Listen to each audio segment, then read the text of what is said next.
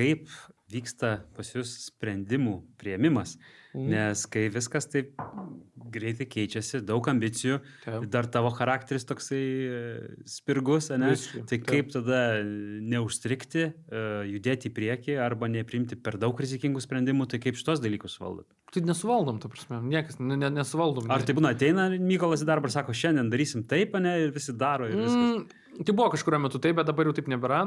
Jau ilgai labai nebėra. Čia tokia gal pradžia, sakykime, buvo, nes dar aiškinės, kas veikia, kas neveikia. Ne? Tai tiesiog, tikslas yra kaip čia trial and error, ne? Kuo daugiau kartų suklysti tam, kad tu žinotum, ko vėl nebekartoti.